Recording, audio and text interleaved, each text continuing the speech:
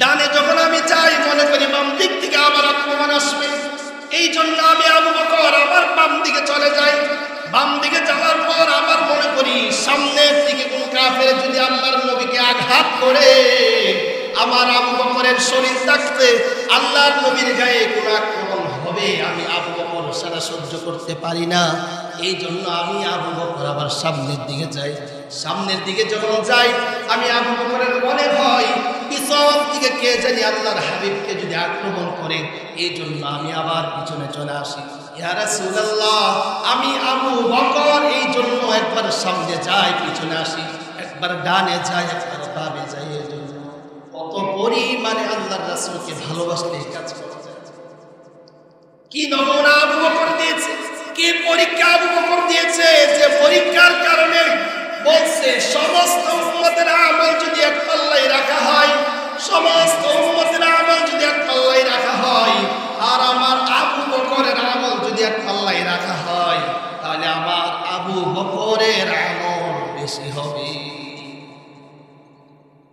আবু বকর রাদিয়াল্লাহু তাআলা আনহু বলে, ইয়া রাসূলুল্লাহ, এই মনে করে আমি সামনে যাই পিছনে যাই ডানে যাই বামে যাই, এই করে করে তারা যখন হাঁটতে হাঁটতে চলতে চলতে যখন তারা এই পাহাড়ের সামনে গেল, যে পাহাড়কে বলা হয় পাহাড়, যারা হজ করতে গিয়েছেন দেখেছেন, এই পাহাড়ের উপর উঠলে নিচের দিকে তাকাইলে বড় একজন মানুষকে ছোট মনে হয়। আল্লাহর রাসূল এবং আবু বকর হাঁটতেছে, ওই পর্যন্ত পৌঁছার পরে হযরত আবু বকর বলতেছে, ইয়া রাসূলুল্লাহ, আপনি অনেক ক্লান্ত হয়ে গেছেন, আপনি অনেক কষ্ট করেছেন, আপনি পাহাড়ে উঠতে পারবেন না, আর আশপাশে কোনো সিঁড়িও নাই যে আপনাকে উঠাবো। আমি বসে গেলাম, আমার কাঁধের উপর আপনি পা রাইখা আপনি ওই গর্তে প্রবেশ করে নিজে হয়ে গেলেন পালকি রাসূলের জন্য, নিজে হয়ে গেলেন সিঁড়ি রাসূলের জন্য, নিজে লিফট হয়ে রাসূলের উপর উঠাইলেন। উঠানোর পরে বলতেছে, ইয়া রাসূলুল্লাহ, আপনি ভিতরে যায়েন না, ভিতরে হয়তো গর্ত আছে, গর্তের ভিতরে পোকা মাকড় থাকতে পারে, আমি আবু বকর আগে যাই, যদি সাপ বা বিচ্ছু ধ্বংসন করে আমি আবু বকরকে যেন আগে করে, আপনি নবীর গায়ে আমি ধ্বংস হতে দিব না। আবু বকর রাদিয়াল্লাহু তাআলা আনহু ভিতরে ঢুকলেন, ভিতরে ঢুকে নিজের গায়ের চাদর খানি নিয়ে যা কিছু ময়লা আবর্জনা আছে পরিষ্কার করে দেখে চতুর্দিক থেকে গর্ত করা, যে আমার আপনার সবচেয়ে বেশি ভালোবাসা হবে আল্লাহর জন্য, তারপর রাসূলের জন্য। আমার আপনার ভালোবাসা যদি সবচেয়ে বেশি আল্লাহর জন্য হয়, রাসূলের জন্য হয়, আমি আপনি দুনিয়ার জীবনও সফল হয়, আখিরাতের জীবনও আমি আপনি সফল। তাহলে সফলতার মূল চাবি এবং কাঠি হলো যে আপনি আমি যদি সবচেয়ে বেশি আল্লাহকে এবং তার রাসূলকে ভালোবাসতে পারি, তাহলে আমাদের জীবন সফল। পৃথিবীর যে একটি নিয়ম আছে, সেই নিয়ম অনুযায়ী যে মানুষ যে যত বেশি দুনিয়া অর্জন করতে পারে, আমি আপনি মনে করি সেই সবচেয়ে বড় সফল। আর আল্লাহ এবং তার রাসূলের দৃষ্টিকোণ দিকে যে আল্লাহ এবং তার রাসূলকে সবচেয়ে বেশি ভালোবাসবে, সে হলো সফল।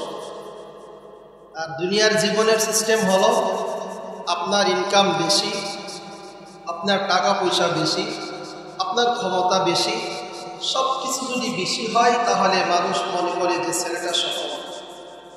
আর আল্লাহ এবং তার রাসূল এবং ইসলামের দৃষ্টিকোণ থেকে আমি আপনি যদি সবচেয়ে বেশি আল্লাহ এবং তার রাসূলকে ভালোবাসতে পারি, তাহলে আল্লাহর বিবেচনায়, রাসূলের বিবেচনায় আমি আপনি সফল। তাহলে এই পৃথিবীতে আমার আপনার অভিভাবক, আমার আপনার নেত্রে যে আছে, আমি আপনি যার অধীনস্থ অথবা আমাদের অধীনস্থ যারা আছে, সব থেকে যদি আল্লাহ এবং তার রাসূলের জন্য ভালোবাসা হয়, তাহলে আমি আপনি সফল। আমার ছেলের চেয়ে, আমার মেয়ের চেয়ে, আমার স্ত্রীর চেয়ে, অর্থ সম্পদ সব থেকে যদি ভালোবাসা বেশি কার হয়, আল্লাহ এবং তার রাসূলের হয়, তাহলে আমার আপনার জীবনটা হলো সফল। আচ্ছা, আমি আপনি দুনিয়ার জীবনের সফলতা পাইতে পারি বা দুনিয়ার জীবনের সফলতা আমি আপনি হতে পারি, কিন্তু আখিরাতের বিবেচনায় তারাই সফল যারা আল্লাহ এবং তার রাসূলকে ভালোবাসে। তাহলে রাসূলুল্লাহ সাল্লাল্লাহু আলাইহি ওয়াসাল্লামকে যদি বেশি ভালোবাসতে পারি তাহলে আল্লাহকে পাওয়া যাবে। আর আল্লাহকে যদি পাই তাহলে আমার আর কোনো কি থাকবে না, টেনশন থাকবে না, চিন্তা থাকবে। তো দেখেন রাসূলুল্লাহ সাল্লাল্লাহু আলাইহি ওয়াসাল্লাম সবচেয়ে বেশি ভালোবাসতেন সাহাবায়ে। কে বেশি ভালোবাসতেন? সাহাবী রাদিয়াল্লাহু তাআলা আনহুম আজমাইন সবচেয়ে বেশি ভালোবাসতেন। নিজের জান, নিজের মাল, নিজের সম্পদ, নিজের ছেলে, নিজের মেয়ে সব থেকে বেশি।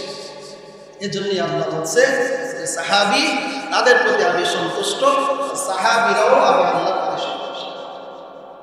তাহলে কোনো কিছু অর্জন করতে হলে বিসর্জন দিতে হবে।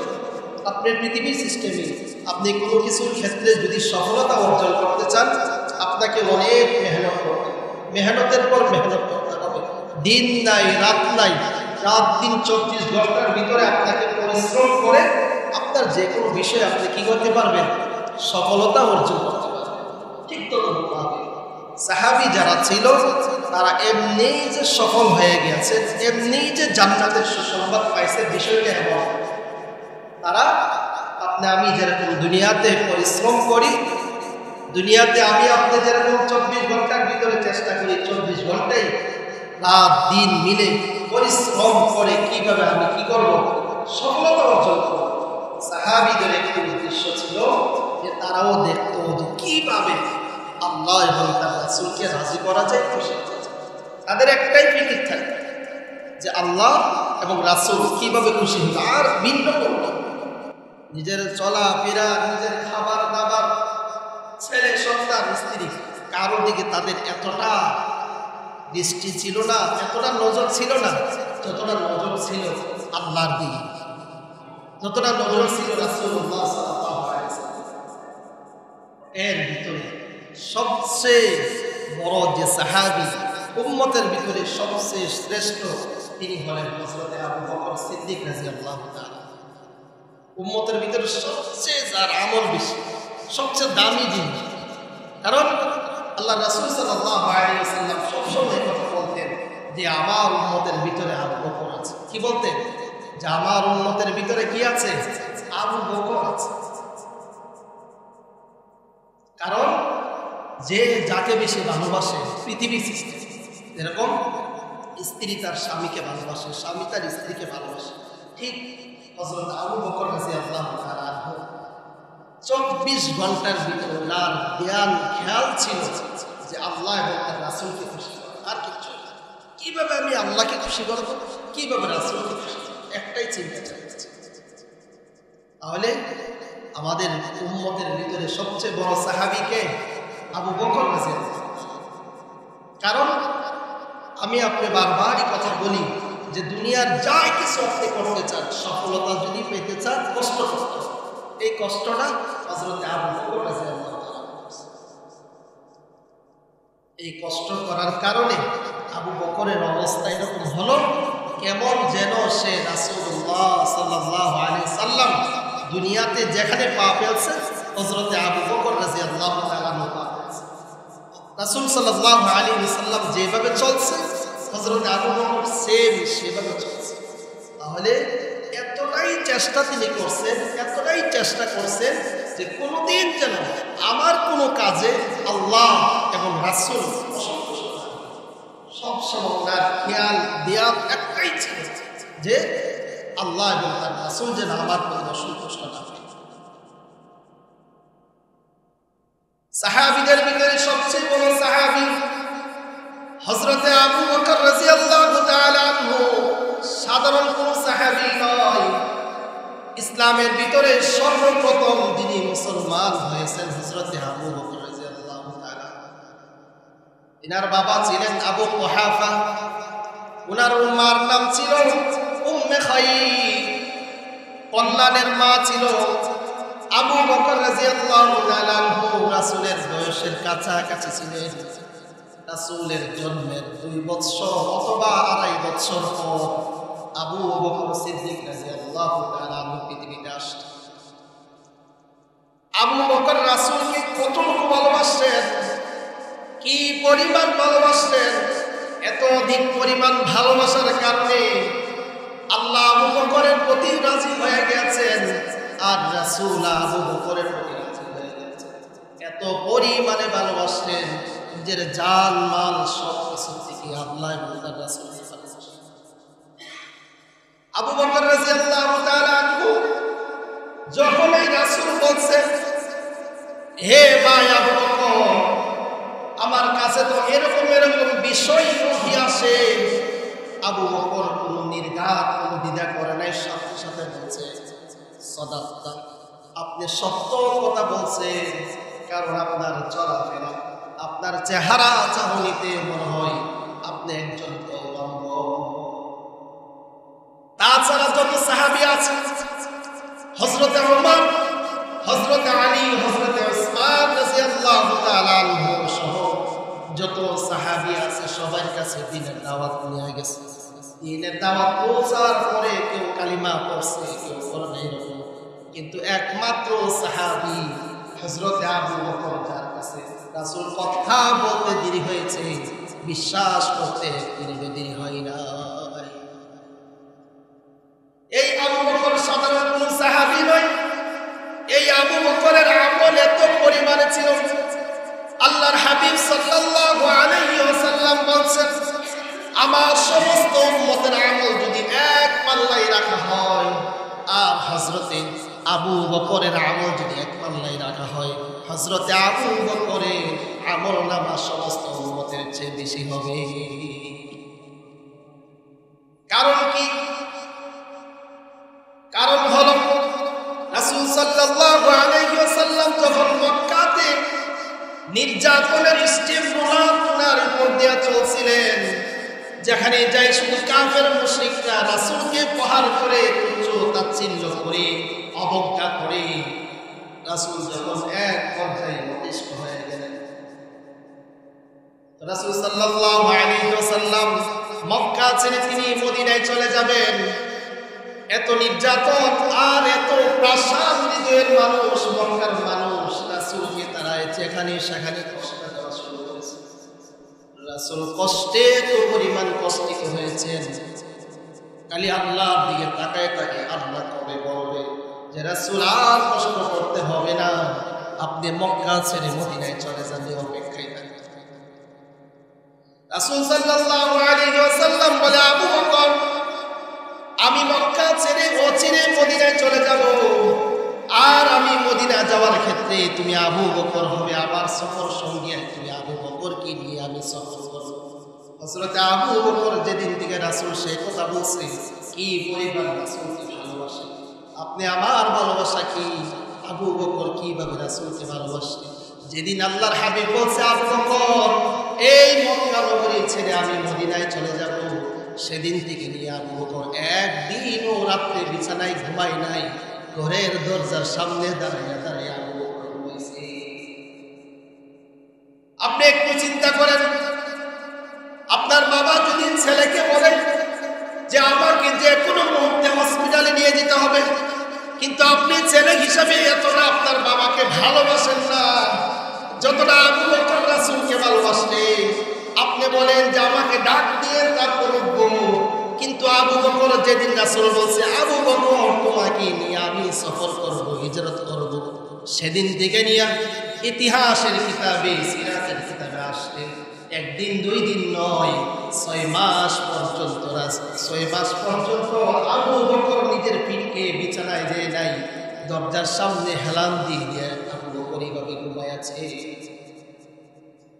হঠাৎ একদিন জিবরিল আলাইহিস সালাম এসে বলছে, ইয়া রাসূলুল্লাহ, চতুর্দিক থেকে আপনার ঘরের চতুর্দিক দিয়ে কাফের মুশরিক দাঁড়ায় আছে, আপনাকে হিজরত করতে হবে, এক্ষণে আপনি বিছানা থেকে উঠেন আর আপনি কোরআনে কারীমের এই আয়াতগুলো তেলাওয়াত করে বালিগুলো আপনি চুলে নিক্ষেপ করে তাদের সামনে দিয়ে বের হয়ে যান।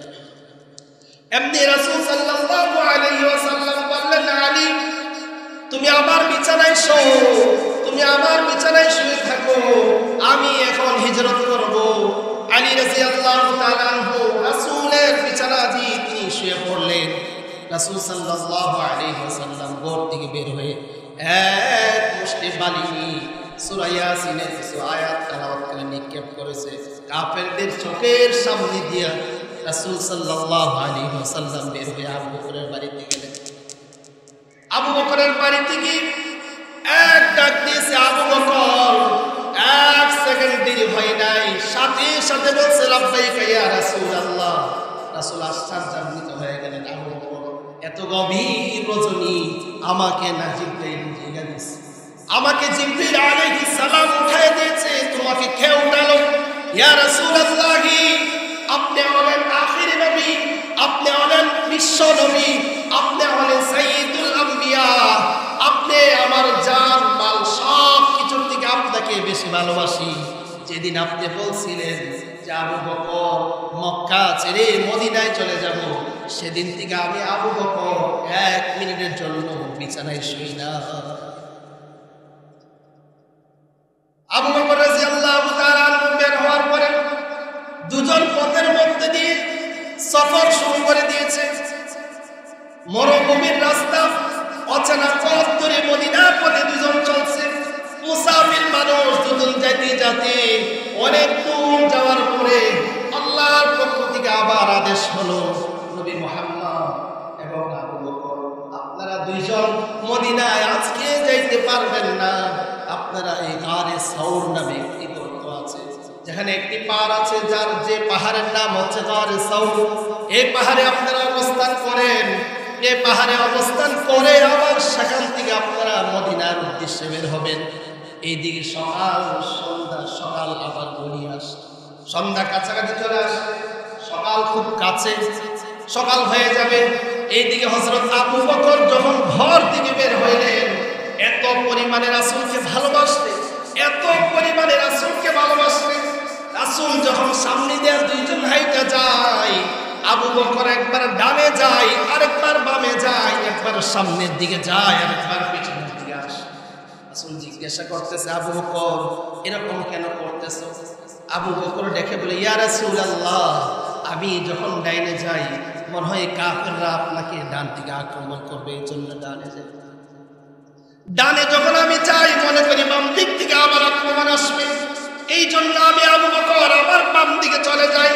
বাম দিকে যাওয়ার পর আবার মনে করি সামনের দিকে কোন কাফের যদি আল্লাহর নবীকে আঘাত করে, আমার আবু বকরের শরীর থাকতে আল্লাহর নবীর গায়ে কোন আক্রমণ হবে, আমি আবু বকর সেটা সহ্য করতে পারি না। এই জন্য আমি আবু বকর আবার সামনের দিকে যাই। সামনের দিকে যখন যাই আমি আবু বকরের মনে হয় পিছন থেকে কে জানি আল্লাহর হাবিবকে যদি আক্রমণ করে, এই জন্য আমি আবার পিছনে চলে আসি।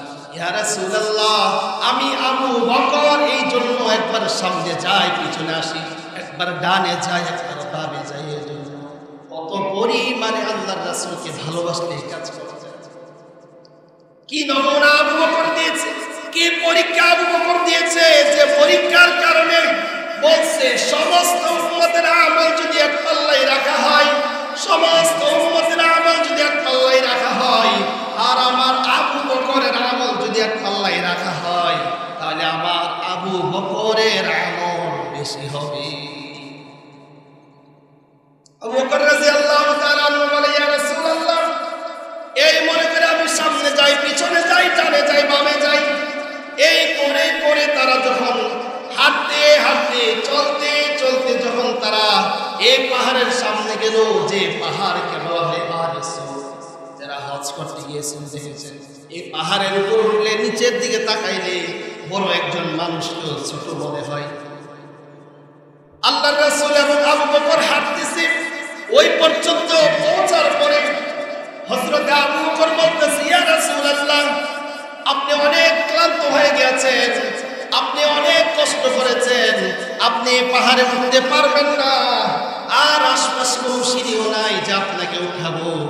আমি বসে গেলাম, আমার কাঁধের উপর আপনি পা রাইখা আপনি ওই গর্তে প্রবেশ করে নিজে হয়ে গেলেন পালকি রাসূলের জন্য, নিজে হয়ে গেলেন সিঁড়ি রাসূলের জন্য, নিজে লিফট হয়ে রাসূলের উপর উঠাইলেন। উঠানোর পরে বলতেছে, ইয়া রাসূলুল্লাহ, আপনি ভিতরে যায়েন না, ভিতরে হয়তো গর্ত আছে, গর্তের ভিতরে পোকা মাকড় থাকতে পারে, আমি আবু বকর আগে যাই, যদি সাপ বা বিচ্ছু ধ্বংসন করে আমি আবু বকরকে যেন আগে করে, আপনি নবীর গায়ে আমি ধ্বংস হতে দিব না। আবু বকর রাদিয়াল্লাহু তাআলা আনহু ভিতরে ঢুকলেন, ভিতরে ঢুকে নিজের গায়ের চাদর খালি নিয়ে যা কিছু ময়লা আবর্জনা আছে পরিষ্কার করে দেখে চতুর্দিক থেকে গর্ত করা। আবু বকর নিজের কাপড় খুলে চাদর খুলে টুকরা টুকরা করে তিনি গর্তগুলো ভরলেন। কোন একটা গর্ত খালি নাই, কিন্তু শেষ পর্যায়ে দেখা গেল গর্ত আছে কিন্তু কাপড় নাই। তিনি কি করবেন? নিজের পায়ের বিদ্যা আঙ্গুল সেই গর্তে দিয়া তিনি বসে পড়লেন। বসে বললেন, ইয়া রাসূলুল্লাহি, আপনি অনেক কষ্ট করছেন, এবার আপনি বিশ্রাম করেন। তো রাসূল এই কথা বলার সাথে সাথে রাসূল আবু বকরের সে পায়ের ভিতরে শুয়ে পড়লেন। সুবহানাল্লাহ। এইদিকে আবু বকর বসা আর রাসূল ঘুমায় গেছেন, শুয়ে গেছেন। কিরকম দেখেন রাসূলের চেহারা দেখতেছে আবু বকর। আবু বকর রাসূলের চেহারার দিকে তাকায় রয়েছে। আজাইবুল মাখলুকাত নামে এক কিতাবের ভিতরে আসছে, দীর্ঘ 1000 বছর পূর্বে আসমানি কিতাবের ভিতরে আমার নবী পৃথিবীতে আসবে, নবী মক্কা ছেড়ে মদিনায় যাবেন, আর এই পাহাড়ের ভিতরে 3 দিন রাসূল অবস্থান করবেন। সেই কিতাবের বর্ণনা। এর পাশ দিয়ে একটি সাপ যাচ্ছিল, সাপে সেই ঘটনা শুনল যে শেষ নবী মুহাম্মদ সাল্লাল্লাহু আলাইহি ওয়াসাল্লাম পৃথিবীতে আসবে। তিনি মক্কায় নির্যাতন নিপীড়ন সহ্য করে এক পর্যায়ে তিনি মক্কা ছেড়ে মদিনায় চলে যাবেন, আর সেই গর্তে তিনি যাওয়ার পথে 3 দিন বিশ্রাম করবেন। এই সাপ যেদিন থেকে সেই কথা শুনছে, সাপে 1 দিন 2 দিন 1 বছর নয়, 1000 বছর পর্যন্ত ওই সাপ সেই গর্তের ভিতরে খায়া না খায়া বসে আছে। কারণ কি? কারণ হলো শেষ নবীর চেহারা মুবারক আমি একবার দেখব। চতুর্দিক থেকে আবু বকর গর্তগুলো বন্ধ করে দিয়েছে। কোনো গর্ত নাই যে সাপ বের হয়ে রাসূলকে দেখবে। চতুর্দিক দিয়ে সাপ চেষ্টা করে কিন্তু গর্ত দিয়ে আসতে পারে না। এক পর্যায়ে আবু বকরের পায়ের বৃদ্ধাঙ্গুলি যে গর্তে তিনি ঢুকাইয়াছেন, সেই গর্তে দিয়ে তিনি আক্রমণ করলেন। কি করব? কোনো রাস্তা নাই, সাপ রাসূলকে দেখতেই হবে। 1 দিন 2 দিন নয়, 1000 বছর পর্যন্ত সেই সাপ অপেক্ষা করছে যে আখিরি নবী, শেষ নবী, আল্লাহর নবী রাস্তা দিয়ে যাবেন আর এই গর্তের ভিতরে তিনি আসবেন, তিনাকে আমি দেখব। কিন্তু দেখার কোনো ব্যবস্থা আবু বকর রাখে নাই। এমনি সাপে ধ্বংস করলো তার পায়ে। আবু বকরের এত বিষ বেদনা উঠল যে তিনার চেহারা মুবারক লাল হয়ে গেল। এমনি তিনার চোখ দিয়া পানির ফোঁটা রাসূলের গাল মুবারকে পড়ল। এমনি রাসূল বলতেছে, আবু বকর, কি জন্য তুমি কান্না করতেছো? তোমার মেয়েগুলোকে রাইখা আসতো সেই জন্য কান্দো নাকি তোমার পরিবার পরিজন অল্প সম্পদ রাইখা আসতো সেই জন্য কান্দো? আবু বকর বলে, ইয়া রাসূলুল্লাহ, ও নবীজি, যেদিন আপনি আমাকে দাওয়াত দিয়েছেন সেদিন থেকে আমি আল্লাহ এবং রাসূলকে আমার জান মাল সম্পদ সব কিছু থেকে আল্লাহ এবং আল্লাহর রাসূলকে ভালোবাসি। ও নবীজি, এই জন্য কাঁদি না। কি জন্য? আমাকে কি জানি ধ্বংস করেছে, আঘাত করেছে, এই বিষ বেদনা আমার শরীরে এসে। তো আল্লাহ রাসূল বলতেছে, আবু বকর, তুমি আমাকে আগে ডাকতে নাই কেন?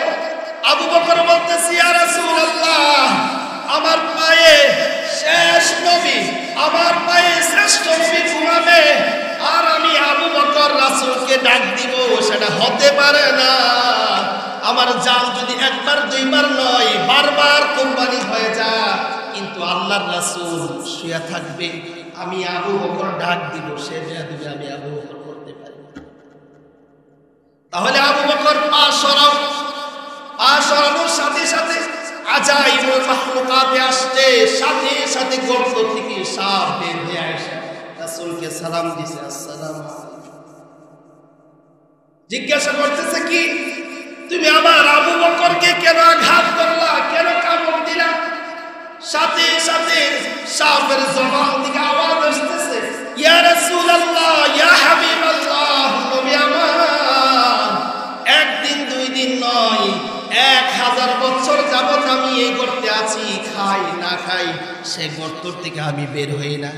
আমি আসমানি কিতাব থেকে শুনেছি শেষ নবী আসবেন, তিনি মক্কার কুরাইশ বংশে জন্মগ্রহণ করবেন, আর সেই মক্কার মানুষ তাকে এত পরিমাণে নির্যাতন করবেন, এক পর্যায়ে তিনি মক্কা ছেড়ে মদিনায় চলে যাবেন। আর মদিনা যাওয়ার পথে এই গর্তে এসে তিনি বিশ্রাম করবেন। সেই জন্য এই গর্তের ভিতরে আমি বিশ্রাম করি, এই গর্তে আমি থাকি। কোন দিন জানি আল্লাহর নবী আসবে আর আমি নবীকে দেখবো, সেই জন্য। ইয়া রাসূলুল্লাহ, আপনার আবু বকর সবগুলো গর্ত বন্ধ করে দিয়েছে, একটা গর্ত মাত্র বাকি আছে, সেটাকেও আবার নিজের আঙ্গুল দ্বারা এরকম ধরে রাখছে। আমি যে আপনাকে দেখবো এরকম কোনো সুযোগ নাই গো ইয়া রাসূলুল্লাহ, এই জন্য আমি আবু বকরের পায়ে কামড় দিয়েছি। হযরত আবু বকর সাধারণ কোনো সাহাবী নয়, হযরত আবু বকর এত দামি এমনিতে হয় নাই। রাসূলের আদেশ, রাসূলের কথা, যেখানে যা বলতো আবু বকর সবার আগে ইয়া রাসূলুল্লাহ, ইয়া রাসূলুল্লাহ, আমি আবু বকর উপস্থিত। এই জন্য আবু বকর এত দামি হয়েছেন, উম্মতের ভিতরে সবচেয়ে দামি সাহাবী হযরত আবু বকর। এই জন্য আবু বকর দামি হয়েছে। রাসূল সাল্লাল্লাহু আলাইহি ওয়াসাল্লাম নিজের থুতু মুবারক দিয়ে আবু বকরকে যেখানে সাপ কামড় দিয়েছে সে লালা তিনি লাগাই দিয়েছে, দেওয়ার সাথে সাথে আবু বকর আবার সুস্থ হয়ে গেল। দেখেন আবু বকরের সাথে রাসূলের কত মিল ছিল। রাসূল পৃথিবীর থেকে যেদিন চলে যাবে, পৃথিবী ছেড়ে তিনি চলে যাবে, তার 14 দিন পূর্বের দিকে তিনার অনেক দোয়া ছিল। 3 দিন পর্যন্ত তিনি নামাজের ইমামতি করতে পারেন নাই। আল্লাহর হাবিব জমিনে থাকবে, অন্য কোন সাহাবী নামাজ পড়াবে সেটার অনুমতি নাই, কিন্তু একমাত্র অনুমতি ছিল হযরতে আবু বকরের। পৃথিবীর থেকে আল্লাহর হাবিব চলে যাবে তার 3 দিন পূর্বে এত পরিমাণে আল্লাহর হাবিবের জ্বর আসছে যে তিনি বিছানার থেকে উঠতে পারেন না। এইদিকে বেলাল হাবশী আযান দিয়ে অপেক্ষা করতেছে, কবে আল্লাহর হাবিব আসবে, নামাজ পড়াবে। সমস্ত সাহাবী অপেক্ষা করতেছে আল্লাহর হাবিব কবে ঘর থেকে আসবে আর নামাজ পড়াবে, এই অপেক্ষায় সবাই আছে। হযরতে বেলাল হাবশী বাইরে আছেন, কবে রাসূল বের হবে আর এসে কামড় দিবে। কিন্তু আল্লাহর হাবিব এত পরিমাণে অসুস্থ যে নামাজের মুসল্লায় দাঁড়ানোর মতো তিনার শক্তি ছিল না। ঘরের পর্দা সরায় বলছে, আমার সেই যাই নামাজে আবু বকরকে দাঁড়া করা দাও। সমস্ত সাহাবীরা আবু বকরকে ইমাম মাইনা নামাজ আদায় করছে। আল্লাহর রাসূলের এত অনুসরণ আর এত অনুকরণ হযরতে আবু বকর করছে, দুনিয়ার জীবনও করছে, মৃত্যুর সময়ও করছে, এবং বয়সও ছিল সীমার কাছাকাছি বয়স ছিল। আবু বকরের বয়সও ছিল 63 কাছাকাছি, আর আপনার নবী আমার নবীও পৃথিবীর থেকে যেদিন চলে গেছে তিনার বয়স ছিল 63 খাইবারের যুদ্ধে একজন ইহুদি মহিলা আল্লাহর হাবিবকে কিছু গোশত ভুনা করে সাথে বিষ মিশ্রণ করে আল্লাহর হাবিবকে আইনা দিয়েছে। আল্লাহর হাবিব গোশতের টুকরো মুখে দিয়া চাবাইতেছে। এই মুহূর্তে জিবরাইল এসে বলছে, ইয়া রাসূলুল্লাহ, এই গোশত আপনি খায়েন না, কারণ এই গোশতের ভিতরে বিষ আছে, আপনি যদি খান তাহলে সমস্যা। আল্লাহর হাবিব এই গোশত খান নাই, সাথে সাথে পালাই দিয়েছেন। পালানোর পরে যে আল্লাহর হাবিব গোশতটাকে চাবাইছিলেন, এর হালকা কিছু বিষ তিনার ভিতরে গেছেন। এর পরের দিকে আল্লাহর হাবিবের প্রায় সহ 20 বেদনা হচ্ছে। যখন তিনার 20 বেদনা হচ্ছিল, তিনি আসমাউল হুসনা আল্লাহ পাকের 99 নাম করে তিনার শরীরে তিনি দম করতেন, ফু দিতেন।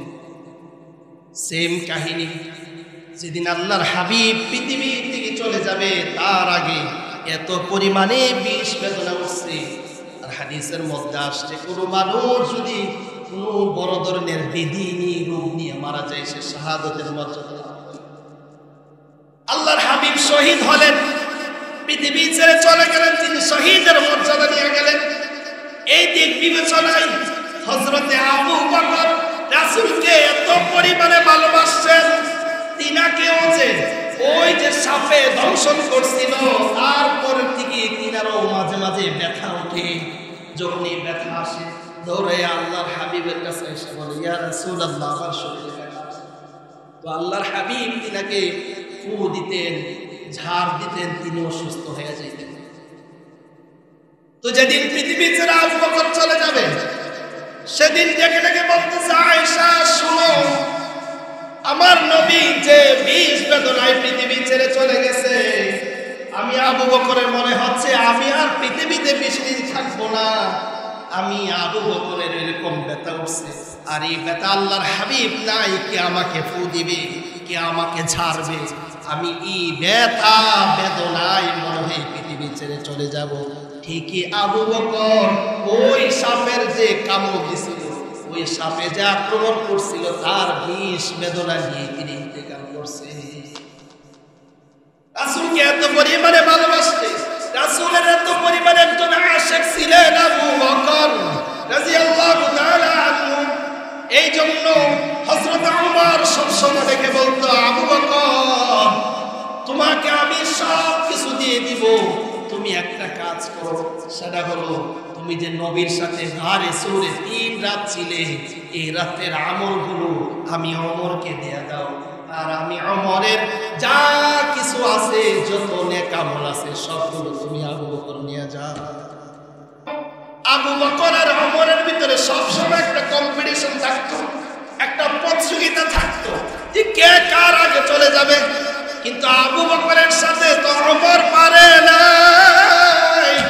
কারণ হলো আবু বকর রাসূলকে নিজের জান মাল সব কিছু থেকে বেশি ভালোবাসতো। একদিন দুই দিন নয়, সিরাতের কিতাবে লেখছে যেদিন রাসূল আদেশ করছে আবু বকর তোমাকে নিয়ে সফর করব, সেদিন থেকে 6 মাস পর্যন্ত আবু বকর বিছানায় ঘুমায় নাই, নিজের দরজার সামনে দাঁড়ায় দাঁড়ায় ঘুমাইছে। এই জন্য আবু বকরের দাম এত। ওমর সব সময় বলতে, আবু বকর ভাই, তুমি আমার এই কাজটা যদি রাখো একদিনের আমল। লাস্ট পর্যায়ে বলছে, হে আবু বকর ভাই, তোমার 3 রাতের নেক আমলের ভিতরে আমি ওমরকে 1 রাতের আমল দিয়ে দাও, 1 রাতের আমল। কারণ ইসলামের জন্য আবু বকর এত পরিমাণে কুরবানি করেছে, দ্বীনের জন্য এত কুরবানি করেছে। যেদিন আবু বকরের 20 বছর পুরা হলো, সেদিন আবু বকরের ক্যাশ টাকা ছিল 40,000 দিরহাম, বর্তমান যুগে কোটি কোটি টাকা। কিন্তু তিনি ইসলাম গ্রহণের পরে, তিনি রাসূলের কথা শোনার পরে, ইসলামের যত বড় বড় সাহাবী ছিল কিন্তু দাস ছিল, নিজের টাকা দিয়ে দিয়ে বেলালে হাবশিকে, হযরতে খাব্বাবকে, সুমাইয়া রাদিয়াল্লাহু তাআলা আনহাকে, এরকম সাহাবীদেরকে নিজ টাকা দিয়ে তিনি আযাদ করে বলছে, যাও আল্লাহ পাকের ইবাদত করো, আমি তোমাদেরকে টাকা দিয়ে কিনে আযাদ করে দিয়েছি। আবু বকর নিজের জান মাল সব কিছু আল্লাহ তার রাসূলের জন্য দিয়ে দিয়েছে। এই জন্য তিনি আবু বকর, এই জন্য তিনি জান্নাতের সুসংবাদ প্রাপ্ত, এই জন্য তিনি রাসূল বলছে, আবু বকর আমি পৃথিবীর দিকে চলে যাব, তারপর তুমি বেশি দিন থাকবে না, চলে আসো। এই জন্য রাসূলের ডান পাশে শুয়ে আছেন। পৃথিবীতে যেরকম বন্ধু ছিল, পৃথিবীতে যদি বলছে আল্লাহ ছাড়া যদি কাউকে বন্ধু বানানো যাইতো, আমি নবী, তুমি আবু বকরকে বন্ধু বানাও। আল্লাহ ছাড়া যদি কাউকে বন্ধু বানানো যাইতো, তাহলে আমি নবী, তুমি আবু বকরকে বানাইতাম। কারণ আবু বকর রাসূলের জন্য সব কিছু দিয়া দিয়েছে, নিজের জান মাল সম্পদ সময় ছেলে মেয়ে সব কিছু দিয়ে আল্লাহ রাসূলকে আবু বকর ভালোবাসে। এই আবু বকর আল্লাহ পাককে এত ভয় করে, আল্লাহ পাককে তো ভয় করত, আল্লাহ পাককে তো ভয় করত। তিনি যখন শাসন আমল চালাইছেন, এখনের শাসন ব্যবস্থা যারা, তারা তো শুধু ঘুমায়, টেনশন নাই। কিন্তু তিনি 2.5 বছর শাসন ক্ষমতা করছেন। এই 2.5 বছরের ভিতরে রাত্রে একদিনও তিনি ঘুমান নাই। হযরত আবু বকর পুরো এলাকা জুড়ে একটা লিস্ট করেছে, কে আছে এরকম যে কার স্বামী নাই, অথবা এরকম বৃদ্ধা কে আছে, শিশু কে আছে, তাদের জন্য খাদেম নিযুক্ত করে দিয়েছে। একজন বিধবা মহিলা ছিল, তার ভাগ্যে কোনো খাদেম যাই নাই। হযরতে ওমর এসে বলতেছে, আবু বকর এরকম কোনো আসেনি যে কেউ খেদমত করার লোক নাই?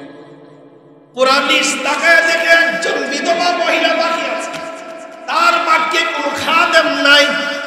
হযরত ওমর মনে করেছে এটা আমার জন্য সুবর্ণ সুযোগ। হযরত ওমর ফজর নামাজ পড়ে সেই মহিলার বাড়িতে যাইত, গিয়া বলতো, মাগো আমি আসছি সেই মদিনার থেকে, আমি আসছি হযরত ওমর, আপনার খেদমত করার জন্য কোনো মানুষ নাই, আমি ওমরকে আপনার কি কাজ করতে হবে? মহিলা ভিতর দিকে জবাব দেয়, এই ওমর শুনো, তুমি কাজ করার আগে কে জানি আমার যা কিছু প্রয়োজন ফজরের আগে আমার সেই খেদমত করে চলে গেছে। হযরত ওমর বলতেছে, লিস্টে কারো নাম নাই, কিন্তু খেয়ে আসে তার খেদমত করে দিয়ে যায়। হযরত ওমর বলল, ঠিক আছে, আগামীকাল আবার আসে। পরের দিন সে ফজরের আগ মুহূর্তে আসে, আয়েশা সে বুড়ির বাড়িতে আঘাত করেছে, করাঘাত করেছে, বলতেছে, আমি ওমর, আমি মদিনার থেকে আসছি, আপনার খেদমতের জন্য কেউ নিযুক্ত নাই, আমি ওমর আপনার খেদমত করব। মহিলা বলে, বাবা, তার তুমি আসার আগেই কে যদি আমার সেই যা কিছু প্রয়োজন সব করে দিয়া চলে গেল। হযরত ওমর বলে, বুঝলাম না, এই সময় আইলাম তখনও পাইলাম না, 2 দিন হয়ে গেল, আগামীকাল আমি দেখবো কে আসে সেই মহিলার খেদমত করার জন্য।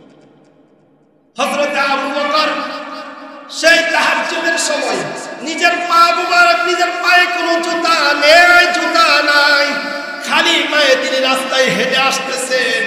হঠাৎ হযরত ওমর বলে, কে আপনি? বলে, আপনি কে? দেখে পায়ে কোনো জুতা নাই, জীর্ণ শীর্ণ অবস্থায় তিনি হেঁটে হেঁটে সে বুড়ির বাড়ির দিকে যাচ্ছে।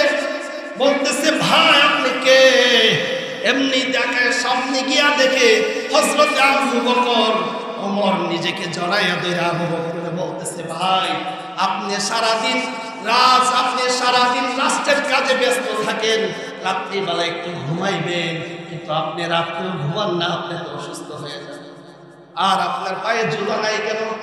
বলতেছে, ওমর তুমি শোনো, এই যে মদিনার অলি গলিতে সমস্ত মানুষগুলো ঘুমাচ্ছে, আর আমি আবু বকর যদি পায়ে জুতা নিয়ে মদিনার রাস্তায় হাঁটাহাঁটি করি, তাহলে মানুষের ঘুম ভাঙবে, এই জন্য আমি আবু বকর জুতা আনি নাই।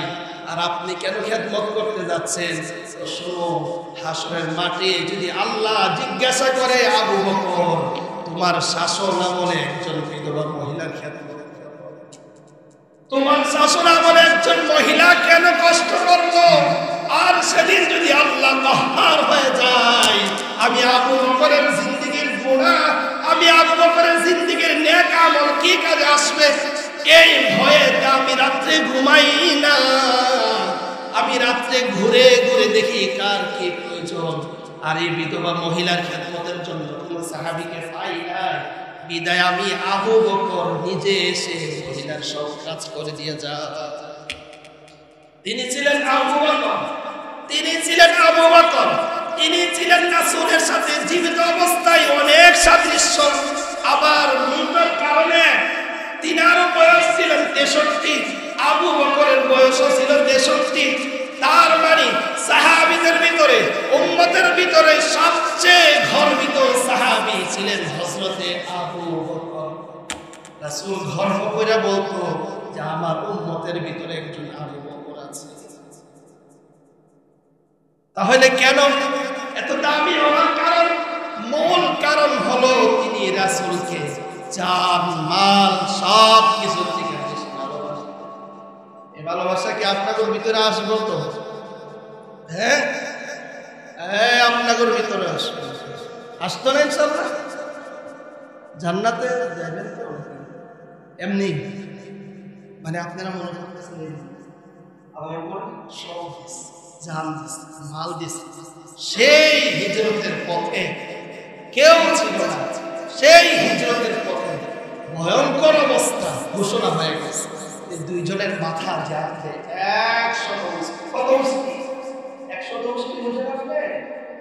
100 ছিল যারা এই দুজনের মাথা। সেই মুহূর্তে একবারে নিরিবিলি রাস্তায় আমাদের মতো সিটি কর্পোরেশন লাইট ব্যবস্থা কি এক ভয়ঙ্কর অবস্থাতে আল্লাহর রাসূলের সাথী হলেন হযরতে আবু বকর। এই জন্য আবু বকরের দাম কত কত, আবু বকরের দাম কত যে রাসূল সাল্লাল্লাহু আলাইহি ওয়াসাল্লাম বলেছেন দুনিয়াতে বন্ধু বানানো জায়েজ নাই, আমি আল্লাহকে ছাড়া কাউকে বন্ধু বানাই না, যদি বানাইতাম তো আবু বকরকে আমার বন্ধু বানাই। এই জন্য আবু বকর রাসূলের সাথে কোথায় আছে, তাও আবার ডান পাশে। কি পাশে? ডান পাশে। মানে বুঝছেন, রাসূল এখানে, আবু বকর ডানে, হযরত ওমর বামে। এই জন্য ভাই ভালোবাসা আবু বকরের মতো না হতে পারে, চেষ্টা তো করা যায় না, কি বলেন? এই চেষ্টা করা যায় না, কি কর?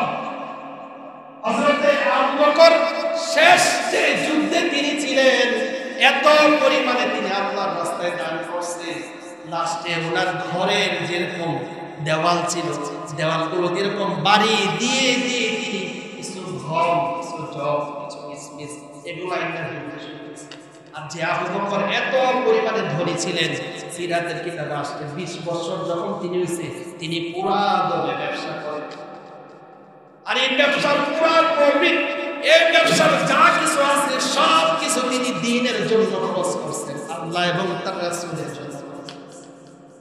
আমি আপনাদের নিয়ে কিছু বলি হুজুর কি গো বলেন, কিছু কইলে হুজুর আবু বকর জান্নাতের প্রথম যাবে, উম্মতের ভিতরে প্রথম যাবে, নিজের জানের মালের দিকে তাকাই নাই, পরীক্ষার পরে পরীক্ষা, অভাবের পরে অভাব, কষ্টের পরে কষ্ট, তারপর একদিন আল্লাহ এবং তার রাসূলকে অসন্তুষ্ট হবে এরকম বাক্য তিনি বলেন।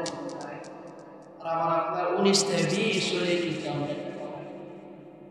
এজন্য ভাই ভালোবাসতে হবে নবীকে। বাসবেন তো আর মতো শুধু বিপদে না সর্ব অবস্থায় হযরত আবু বকরের মতো যদি ভালোবাসা হয়ে যায়, এই ভালোবাসা আমাকে আপনাকে জান্নাত পর্যন্ত পৌঁছায় দিয়েছে। আল্লাহ পাক আমাদের সবাইকে সে আবু বকরের প্রেম ভালোবাসা নিয়ে আবু বকরের সাথে যেন আমরাও রাসূলের সাথে একসাথে জান্নাতে থাকতে পারি। আমিন।